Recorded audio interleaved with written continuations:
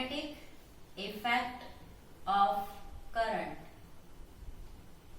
जो कि आपकी यूनिट 3rd है +2 में इलेक्ट्रिक मेजरमेंट के बाद। That is our magnetic effect of current. जो करंट है उसका मैग्नेटिक इफेक्ट हम पढ़ेंगे। इससे पहले हमने पढ़ा था हीटिंग इफेक्ट ऑफ करंट। तो जो करंट है उस करंट की वजह से हीट प्रोड्यूस होती है और इस करंट की वजह से मैग्नेटिक इफेक्ट भी प्रोड्यूस होता है।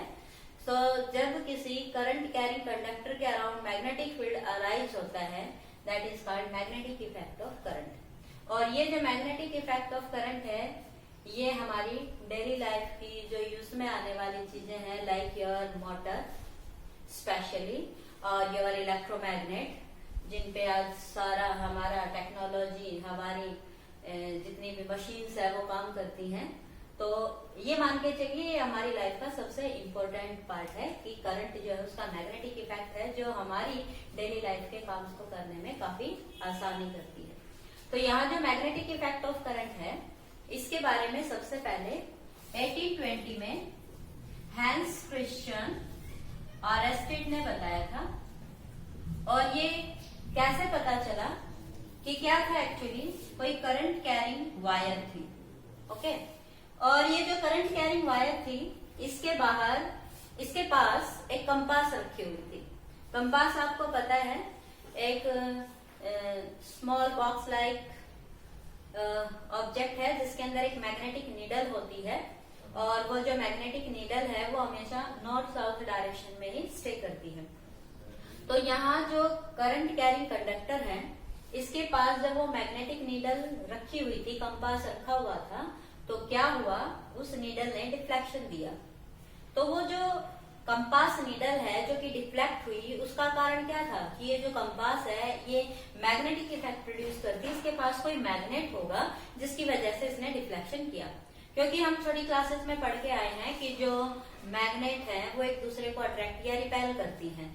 तो वो जो मैग्नेटिक नीडल है उसने जो डिफ्लेक्शन दिया, मीन्स वो किसी की तरफ अट्रैक्ट या किसी की तरफ रिपेल हुई होगी। तो that is magnetic effect in the surrounding of compass. तो ये जो कंपास थी ये डिफ्लेक्ट हुई।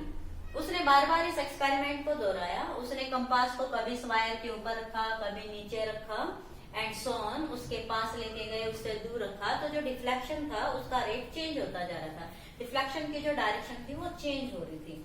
तो उसी से उन्होंने ये बताया कि एक्चुअली हो क्या रहा है कि ये जो करंट कैरिंग वायर है, इस वायर के पास जैसे ही कंपास रखा जाता है, मैग्नेटिक नीडल डिफ्लेक्शन करती है, और जैसे ही करंट को ऑफ कर दिया जाता है उसका डिफ्लेक्शन बंद हो जाता है, मीन्स वो स्टेशनरी रहती है। तो ये पता चला कि ये जो करंट कैरिंग वायर है, एक्चुअली इसके बाहर क्या है, मैग्नेटिक फील्ड। उसने इसके पास ऊपर नीचे दाएं बाएं रखा, और ये हर जगह देखा कि उसको जहां कहीं भी रखा वहीं कंपास ने डिफ्लेक्शन शो किया, और जैसे ही करंट को ऑफ कर दिया डिफ्लेक्शन बंद हो गया। तो इट मीन्स ये पता चला कि इस वायर के अराउंड एक्चुअली क्या है, मैग्नेटिक इफेक्ट। ओके, और जब किसी करंट कैरिंग कंडक्टर के बाहर मैग्नेटिक इफेक्ट प्रोड्यूस होता है, that is called magnetic effect of current. तो यहाँ आपके पास क्वेश्चन पूछे जाते हैं कि जो करंट कैरिंग वायर है, करंट कैरिंग कंडक्टर है, इसके बाहर अगर मैग्नेटिक फील्ड है तो जो मैग्नेटिक नीडल है वो किस डायरेक्शन में डिफ्लेक्ट करेगी। क्योंकि डिफ्लेक्शन के लिए तो नॉर्थ साउथ ईस्ट वेस्ट कोई भी डायरेक्शन हो सकती है, लेकिन ये बार बार एक्सपेरिमेंट किया गया और ये पता चला कि एक पर्टिकुलर डायरेक्शन में डिफ्लेक्ट करती है। क्योंकि जो मैग्नेटिक इफेक्ट होता है, magnetic effect means magnetic field की वजह से प्रोड्यूस होता है, और जो मैग्नेटिक फील्ड है वो एक वेक्टर क्वांटिटी है, मीन्स उसकी एक पर्टिकुलर डायरेक्शन है, मीन्स वो एक्ट करता है नॉर्थ टू साउथ डायरेक्शन में। तो यहाँ जो करंट कैरिंग कंडक्टर था, जैसे इस वायर में से करंट फ्लो करवाया और इसके ऊपर वो जो कंपास रखी, कंपास की जो नीडल है उसमें एक आपके पास रेड एरो पॉइंटेड होती है। इस रेड पार्ट को हम कहते हैं नॉर्थ और इस सेकंड को हम कहते हैं साउथ। मीन्स ये जो एरो साइन है ये किसकी तरफ डायरेक्ट करती है, नॉर्थ डायरेक्शन में। तो अगर ये नॉर्थ है, ये साउथ है, तो इधर क्या होगा, ईस्ट, और उधर क्या होगा, वेस्ट। तो जैसे ही करंट फ्लो किया, और करंट की डायरेक्शन है लेट ये कि इधर ये साउथ है, जैसे इसमें करंट नहीं है, लेट पहले उसने यही देखा कि इसमें करंट नहीं है, नीडल ऐसे रखी हुई है, देयर इज नो डिफ्लेक्शन। लेकिन जैसे ही इस डायरेक्शन में करंट फ्लो करता है, मीन साउथ टू नॉर्थ, तो ये जो नीडल है ये इधर डिफ्लेक्ट कर जाती है, मीन्स इसकी जो पोजीशन है वो ये हो जाती है। मीन्स इसने डिफ्लेक्ट किया किधर, वेस्ट की तरफ। फिर इसने इस कंपास को ऊपर की बजाय वायर के नीचे रख के देखा, तो जैसे ही वायर के नीचे ये कंपास थी, इसमें करंट की डायरेक्शन यही रखी, कंपास की पोजीशन चेंज होते ही इसका डिफ्लेक्शन चेंज हो गया। मीन्स ऊपर रखा था तो डिफ्लेक्शन किधर था, वेस्ट की तरफ, और जब कंपास को वायर के नीचे रखा तो डिफ्लेक्शन हो गया ईस्ट की तरफ। तो यहाँ एम्पियर ने एक रूल डिफाइन किया और उस रूल को कहा जाता है snow rule. Ampere swimming rule से भी इसे कहा जाता है, और नहीं तो आप इसको इस इजी फॉर्म में याद रख सकते हैं कि अगर किसी कंडक्टर में करंट फ्लो करता है और करंट की डायरेक्शन है लाइक दिस कि फ्रॉम साउथ टू नॉर्थ, तो ये जो स्नो रूल है, स्नो इसमें एस एन का मतलब है direction of flow of current, कि current is flowing from this direction to this, means from south to north. तो जो डिफ्लेक्शन होगा वो क्या होगा, टूवर्ड दी वेस्ट। तो ये जो डब्ल्यू है, ये डब्ल्यू शो करता है डायरेक्शन वेस्ट को। तो ये एम्पियर ने एक स्नो रूल दे दिया, एम्पियर स्विमिंग रूल भी इसे हम कहते हैं। और उसके अकॉर्डिंग ये क्या निष्कर्ष निकला कि अगर आप किसी करंट कैरिंग कंडक्टर पे उसके ऊपर कोई कंपास रखते हैं तो कंपास में डिफ्लेक्शन आएगा, वो डिफ्लेक्शन किधर होगा, वेस्ट की तरफ। मीन्स अगर आपके पास ये एक लॉजिक है, फिर आप कंडक्टर को ऐसे जैसे जिस भी डायरेक्शन में रखेंगे, आप ये डायरेक्शन सेट कर लीजिए and then you can find out deflection of needle. अगर हम करंट की डायरेक्शन को रिवर्स कर दें, मीन्स नॉर्थ से साउथ कर दें करंट की डायरेक्शन, तो क्या होगा, अगर करंट की डायरेक्शन को हम नॉर्थ से साउथ करते, इससे उल्टा कर देते हैं, तो अगर आपने कंपास को ऊपर रखा था करंट कैरिंग वायर के, तो अब डिफ्लेक्शन वेस्ट में नहीं, कहाँ होगा, ईस्ट में। और अगर आप इस कंपास को नीडल के नीचे रखते हैं तो अब ये जो डिफ्लेक्शन होगा ये ईस्ट में नहीं बल्कि किधर होगा, ये वेस्ट में। तो कोई कंपास नीडल है वो किस डायरेक्शन में डिफ्लेक्ट करेगी, ये डिपेंड करता है करंट का जो मैग्नेटिक इफेक्ट प्रोड्यूस हुआ है उसकी डायरेक्शन पे। तो जाहिर सी बात है कि भाई अगर इस वायर को वर्टिकल रख लिया जाए और किसी डायरेक्शन में रख लिया जाए ओब्लिक सेंस में, तब हम डायरेक्शन का कैसे पता लगाएंगे। तो इसका भी काम आसान कर दिया है और इसके बारे में एक रूल और आया, that is called Maxwell rule. और ये जो मैक्सवेल रूल है ये राइट हैंड थंब रूल भी कह सकते हो और ये मैक्सवेल कॉर्क स्क्रू रूल भी कह सकते हो। क्या कि अगर आपके पास कोई करंट कैरिंग वायर है, करंट कैरिंग कंडक्टर है और अगर इसमें करंट फ्लो करता है from point A to B, तो यहाँ जो इसके अराउंड मैग्नेटिक फील्ड होगा वो कैसा होगा। तो जो इसके अराउंड मैग्नेटिक फील्ड प्रोड्यूस होगा किसी भी पॉइंट के अराउंड, ओके, ये ऐसे होगा। अब आप ये कहोगे कि जो मैग्नेटिक फील्ड है वो ऐसा ही क्यों हुआ, इस वायर के बाहर जो मैग्नेटिक फील्ड है वो सर्कुलर ही क्यों है। तो इसका भी कारण है कि एम्पियर ने जो एक्सपेरिमेंट करके देखा था कि लेट कि हमारे पास एक करंट कैरिंग कंडक्टर है, इसके बाहर मैग्नेटिक फील्ड कैसा होगा। तो उसने क्या किया, एक करंट कैरिंग कंडक्टर लिया, इस करंट कैरिंग कंडक्टर को उसने एक कार्डबोर्ड में से गुजारा। जैसे कि हमने कोई कार्डबोर्ड की शीट ले ली और उसमें से इस वायर को आर पार कर दिया, तो जैसे ये वायर इसके आर पार होगी, ओके, लेट करंट जा रहा है ऊपर की तरफ, तो उसने इस कार्डबोर्ड के ऊपर आयरन पाउडर स्प्रे कर दिया, लोहे का चूर्ण, ओके।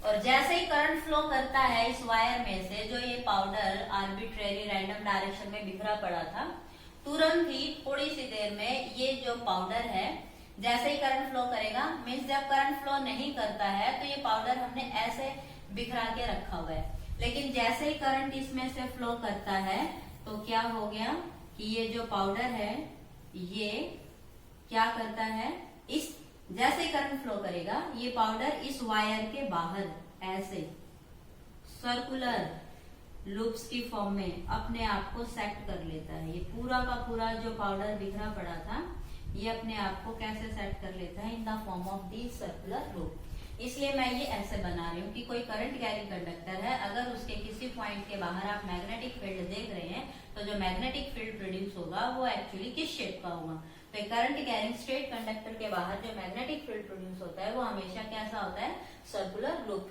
और ये इसके हर पॉइंट के बाहर है, हर पॉइंट के बाहर।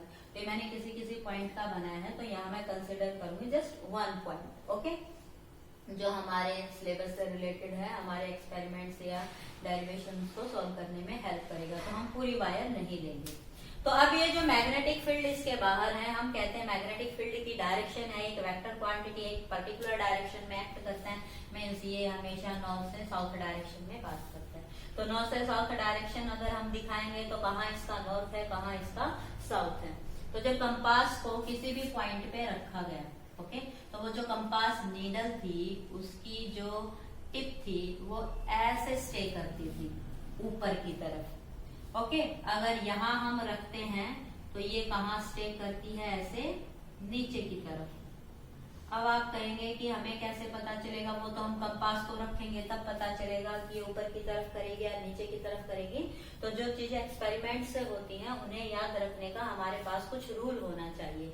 तो वो रूल दिया था किसने, मैक्सवेल ने, कि कोई करंट कैरिंग कंडक्टर है उसके बाहर अगर मैग्नेटिक फील्ड है तो वो जो मैग्नेटिक फील्ड है वो अगर हम किसी पॉइंट पे बताना चाहें कि magnetic field at any point वो किस डायरेक्शन में एक्ट करेगा, उसका नॉर्थ साउथ कहाँ होगा, तो वो जो रूल है उस रूल को कहा जाता है राइट हैंड थंब रूल या मैक्सवेल कॉर्कस्क्रू रूल। तो पहले हम राइट हैंड थंब रूल को पढ़ेंगे कि जो राइट हैंड है उसमें थंब कैसे डायरेक्शन ऑफ मैग्नेटिक फील्ड बताता है। तो देखिए जो करंट कैरिंग कंडक्टर है, हम क्या करते हैं कि कोई करंट कैरिंग कंडक्टर है उसे लेट अपने राइट हैंड में हम ऐसे पकड़ लेते हैं कि ये आपका कोई करंट कैरिंग कंडक्टर है, इसको राइट हैंड में आपने पकड़ लिया, राइट हैंड में इसको पकड़ना है, और जो थंब है वो थंब की डायरेक्शन होनी चाहिए in the direction of current. Let current flow कर रहा है अपवर्ड डायरेक्शन में, तो थंब की डायरेक्शन क्या होनी चाहिए, अपवर्ड। लेकिन अगर करंट फ्लो कर रहा है डाउनवर्ड डायरेक्शन में तो आपके थंब की डायरेक्शन क्या हो जाएगी, डाउनवर्ड। अब ये जो कर्ल ऑफ फिंगर है, ओके, अगर मैं डाउनवर्ड डायरेक्शन में कर रही हूँ तो कर्ल ऑफ फिंगर है ऐसे, that is called clockwise direction. और अगर मैं कर रही हूँ ऐसे कि करंट अपवर्ड डायरेक्शन में है तो थंब हो गया अपवर्ड डायरेक्शन में, तो कर्ल ऑफ फिंगर है ऐसे, इसे हम कहते हैं एंटी क्लॉकवाइज डायरेक्शन। तो ये जो कर्ल ऑफ फिंगर होगा ना इस थंब की वजह से कि जिस डायरेक्शन में करंट है उसमें आप थंब कर लीजिए, अब उसके अकॉर्डिंग जो भी आपका कर्ल ऑफ फिंगर बनेगा वो क्या होगा, डायरेक्शन ऑफ फील्ड लाइंस। तो जो मैग्नेटिक फील्ड इसके अराउंड प्रोड्यूस होगा in the form of circular loop, तो वो मैग्नेटिक फील्ड कैसा होगा, in the form of circular loop. वो तो एम्पियर ने अपने एक्सपेरिमेंट से बता दिया था।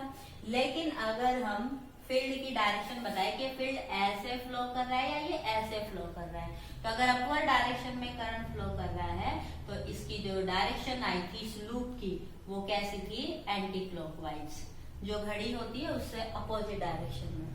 और अगर ये करंट कैसे फ्लो कर रहा है, डाउनवर्ड डायरेक्शन में, तो यहाँ जो मैग्नेटिक फील्ड बनेगा उस मैग्नेटिक फील्ड की जो ये रीजन हमें दिखाई देगा, ये मैग्नेटिक फील्ड इसके बाहर किस डायरेक्शन में रहेगा, इन द क्लॉकवाइज डायरेक्शन।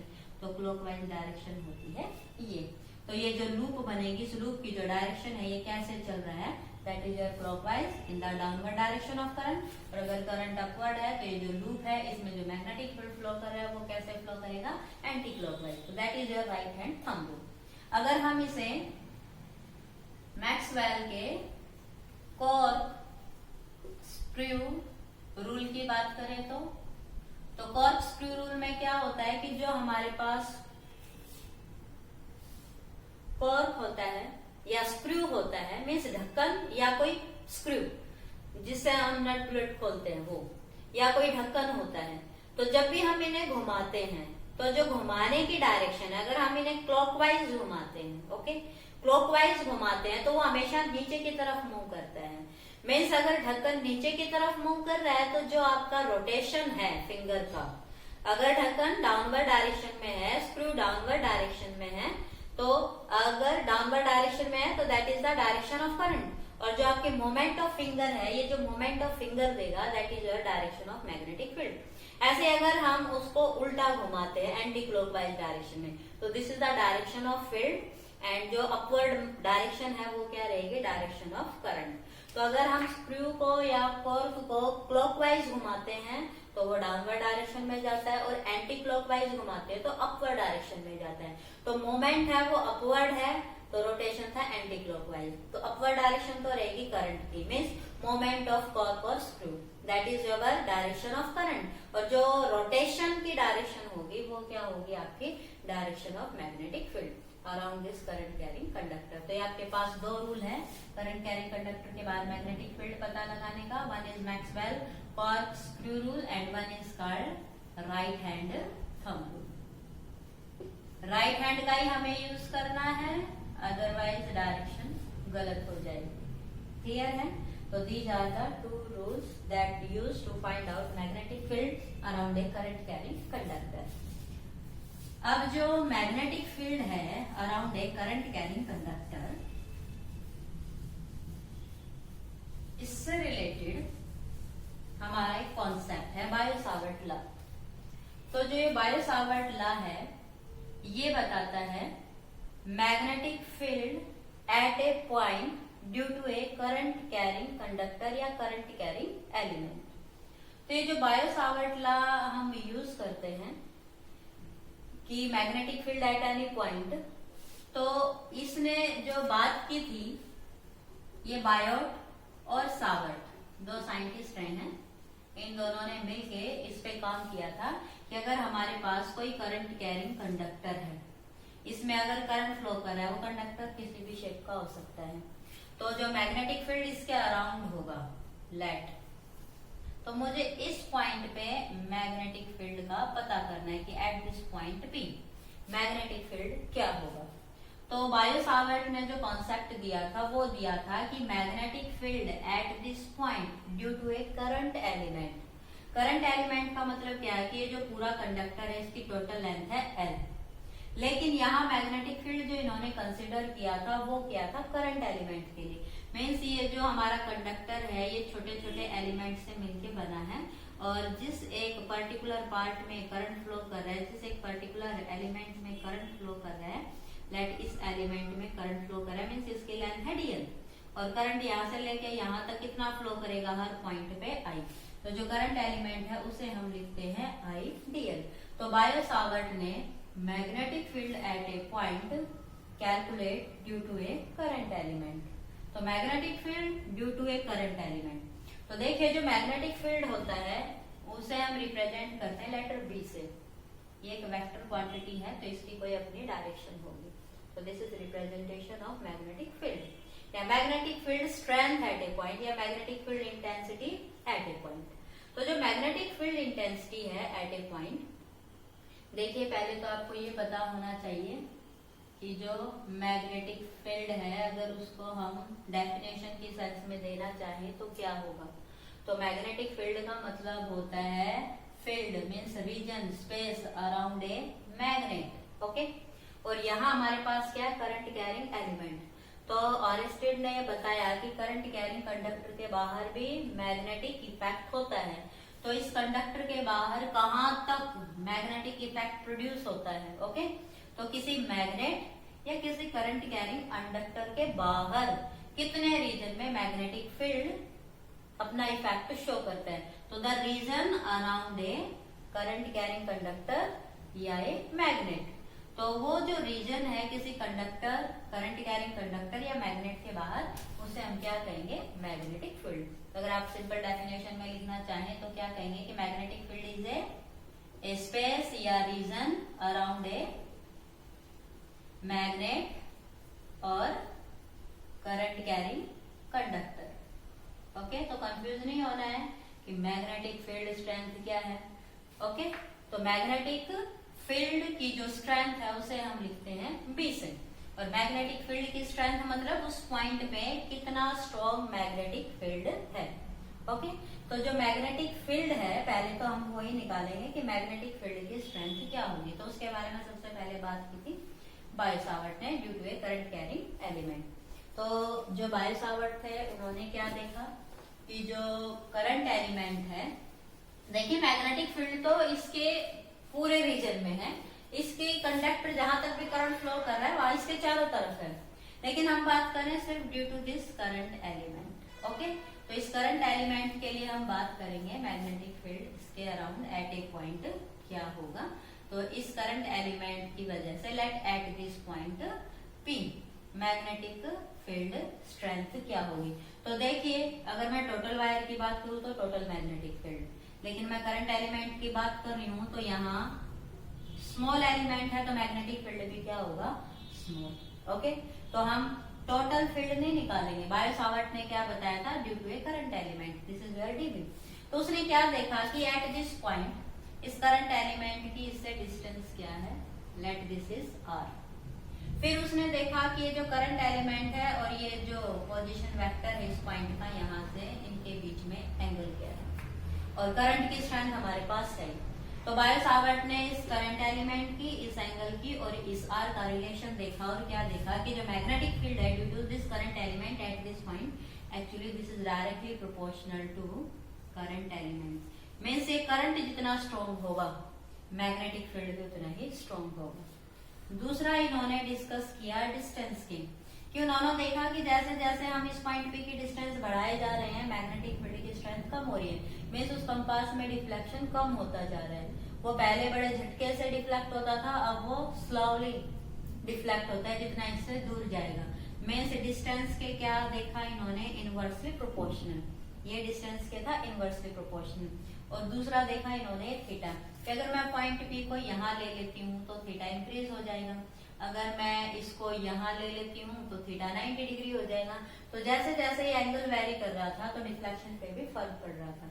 तो यहाँ जो डी भी था ये डिपेंड करता है, that is sine of theta.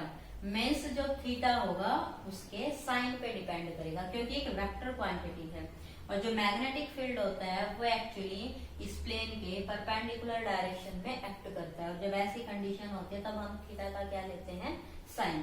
तो इन सभी फैक्टर को जब मिलाया तो ये पता चला कि magnetic field due to a current element is actually directly proportional to IDL sine theta upon r square. और जब इस प्रोपोर्शनलिटी के साइन को हम हटाते हैं तो एक कांस्टेंट लग जाता है u0 upon 4 pi and IDL sine theta upon r square. So this is a magnetic field due to a current element and this is called Biot-Savart law. Okay? Biot-Savart ने जो मिलके काम किया था magnetic field at a point due to a current carrying conductor के एक small element means current element के लिए। लेकिन अगर ये आपके पास एक सिमेट्रिकल सेंस है तो आप मैग्नेटिक फील्ड टोटल निकाल सकते हैं। तो जब हम टोटल फील्ड की बात करते हैं तो इसका हमें क्या करना पड़ेगा, इंटीग्रेशन। और इंटीग्रेशन करते हैं तो हमारे पास लिमिट क्या होगी, from this end to this end. और ये जो हमने पॉइंट लिया है, ओरिजिन लिया है, तो इस ओरिजिन से नीचे हमारे पास क्या लिखेंगे, माइनस साइन के साथ, और अबव क्या लिखेंगे हम, पॉजिटिव साइन के साथ। तो you can find out total magnetic field due to a current element. तो ये हमने कोई भी वायर की उसका एक एलिमेंटल पार्ट लिया है। तो देखिए स्टूडेंट्स, कई बार हाँ, पहली बात तो ये कि ये जो हमने कांस्टेंट लगाई u0 अपॉन 4 पाई आपको समझ आता होगा, कांस्टेंट है। लेकिन ये जो u0 अपॉन 4 पाई है इसकी जो वैल्यू है वो है 10 की पावर -7। ओके, दिस इज 10 की पावर -7। रही बात इसकी यूनिट की, तो इसकी जो यूनिट निकलेंगी वो यूनिट निकलेंगी इसकी सेंस में। तो जो मैग्नेटिक फील्ड होता है, मैग्नेटिक फील्ड को हम मेजर करते हैं टेस्ला में। Magnetic field is measured in Tesla. Magnetic field strength की SI यूनिट होती है टेस्ला। टेस्ला, निकोलस टेस्ला आपने नाम सुना होगा, उनके सम्मान में मैग्नेटिक फील्ड की यूनिट रखी गई है टेस्ला। तो जब आप इसकी यूनिट लिखेंगे u0 अपॉन 4 पाई की, तो ये सारी चीजें इधर आ जाएंगी और ये आपके पास क्या बन जाएगा, दिस इज टेस्ला और मीटर एंड पर एम्पियर। तो ये इधर जाएगा, एक लेंथ से एक लेंथ कैंसिल हो जाएगी, तो सिंपली मीटर और करंट क्या हो जाएगा, एम्पियर। और जो साइन थीटा है वो आपके पास क्या है, यूनिटलेस क्वांटिटी।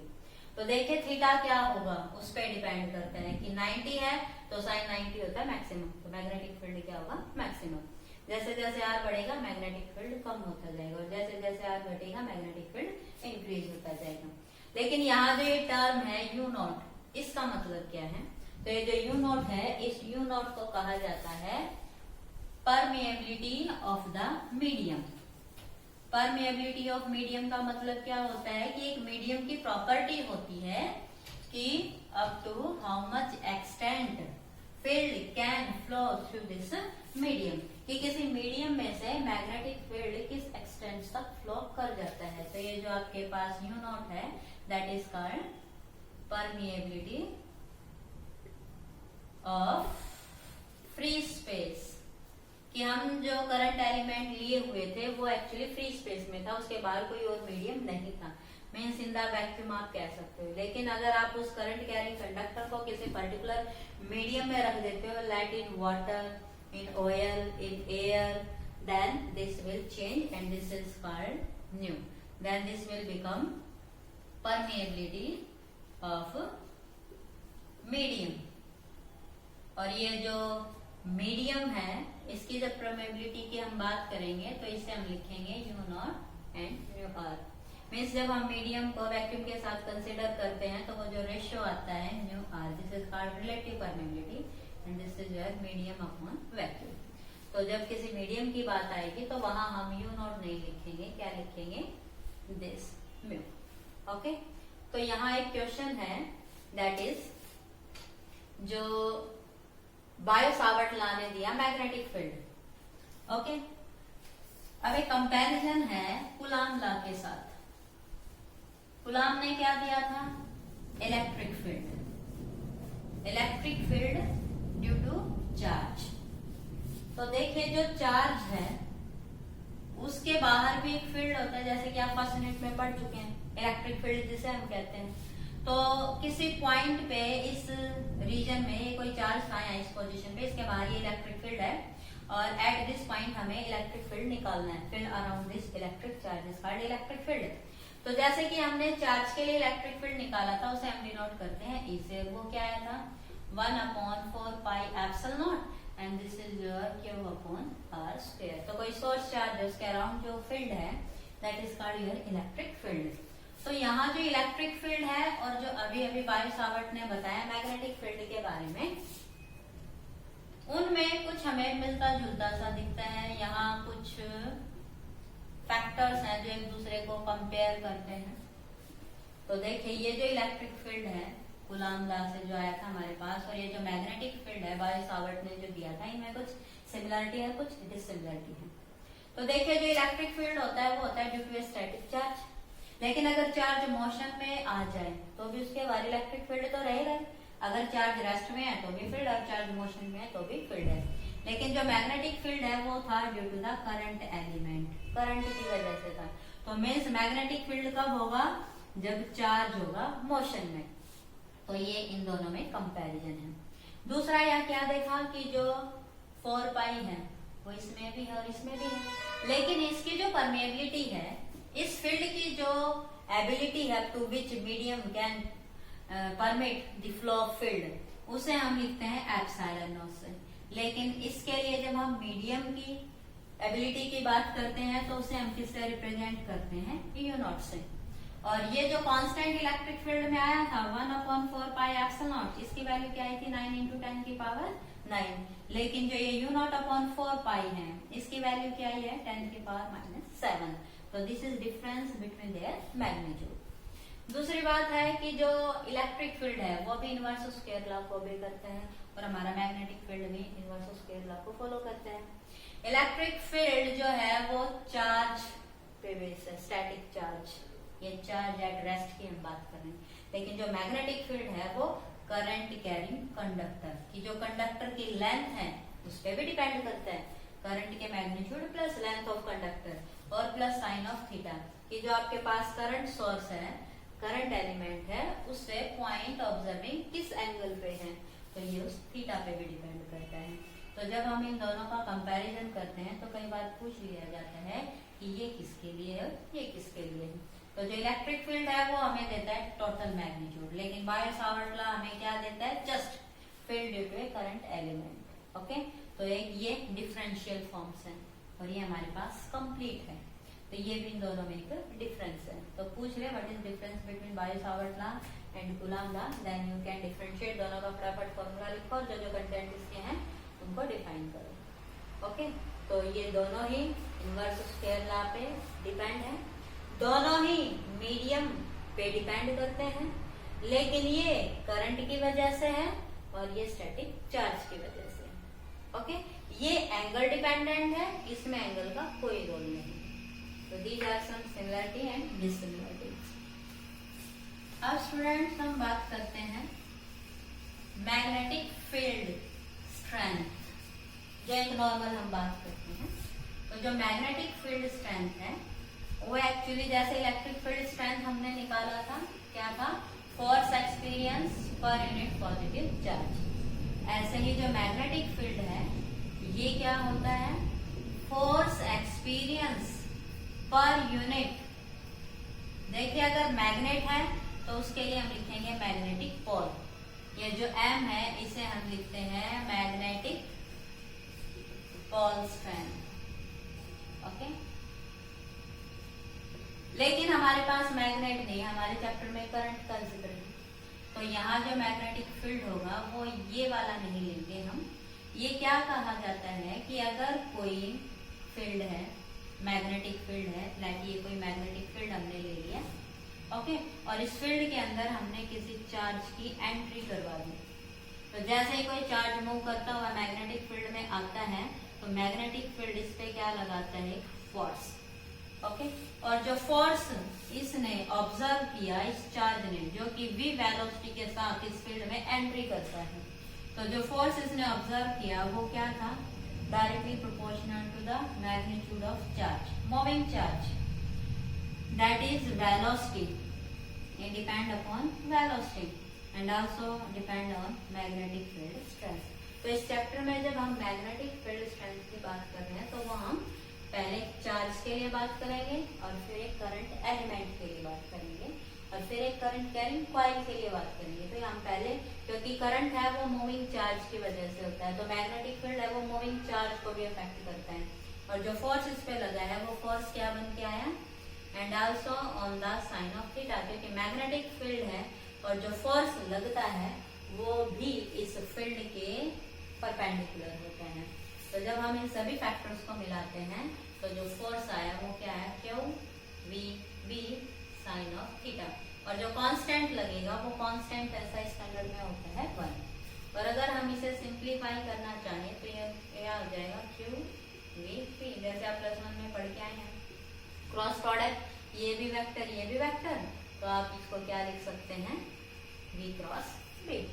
तो जब हम b निकालेंगे ना मैग्नेटिक फील्ड, तब ये यहाँ m नहीं लिखेंगे। अभी हम किसकी बात कर रहे हैं, करंट के लिए। करंट में हमने पहले किसकी बात की, मूविंग चार्ज की।